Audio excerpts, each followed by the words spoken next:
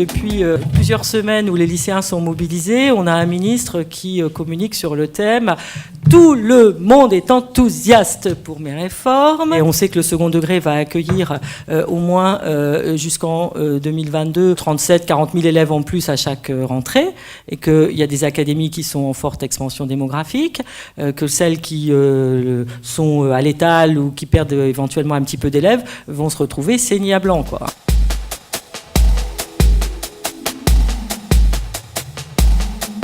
Très clairement, il pèse sur ces établissements, avec les réformes Blanquer, un risque carrément de fermeture, on va le dire comme ça. Et c'est comme ça que les chefs d'établissement, d'ailleurs, le craignent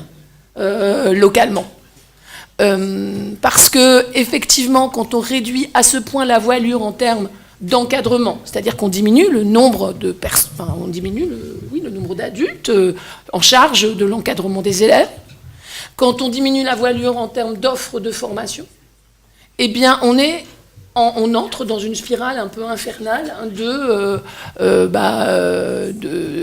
la perte d'attractivité, un mot que le ministre aime beaucoup ressasser en disant « mais pour renforcer l'attractivité des établissements où justement il y a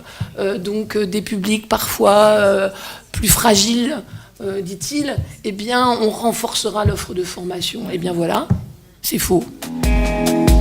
Pourquoi tu es là aujourd'hui, toi ? Parce qu'on entend beaucoup de choses sur cette réforme du bac et du lycée, et qu'il y a beaucoup de choses qui sont dites dans les médias par le ministre et qui sont des contre-vérités. Le ministre ment sur un certain nombre de sujets, sur la réforme du lycée, du bac, qui rentre complètement en phase avec ce qui s'est fait l'année dernière sur la loi ORE, puisque la réforme du lycée permet de créer des spécialités qui vont être utilisées pour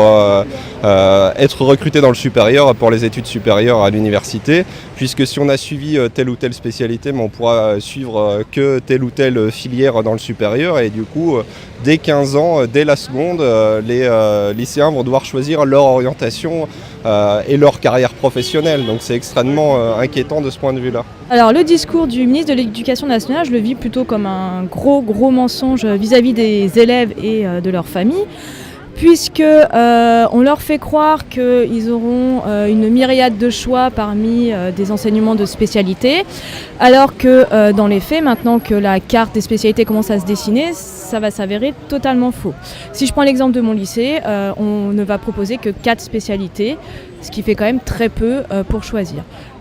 Deuxième chose qu'on leur a fait croire, c'est la disparition des filières, donc générale, plus de L, plus de ES, plus de S, ce qui est aussi un gros mensonge, puisque les 4 spécialités proposées dans mon lycée sont maths, physique, chimie, SVT, et une nouvelle matière qui est numérique, sciences de l'informatique, c'est-à-dire une reconstitution de l'ancienne filière S. Mais sur les collègues qui enseignent en pré-bac, dans la série CMG,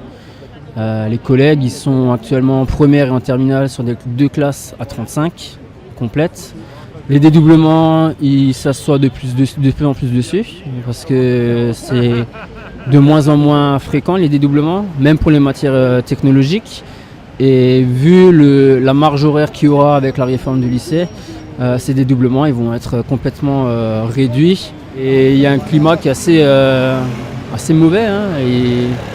Ils vont pas avec la boule au ventre, mais c'est pas un climat aussi serein que les années précédentes, ça c'est sûr. Alors nous sommes face à un discours mensonger, mensonge sur la qualité des projets de programmes présentés, mensonge sur les cartes des spécialités qui sont présentées actuellement dans les lycées, mensonge sur les effets des suppressions de postes dans les établissements, mensonge sur les effets de la réforme sur l'orientation. Donc là, on avait toutes les raisons aujourd'hui de mener une opération désintox avec les collègues.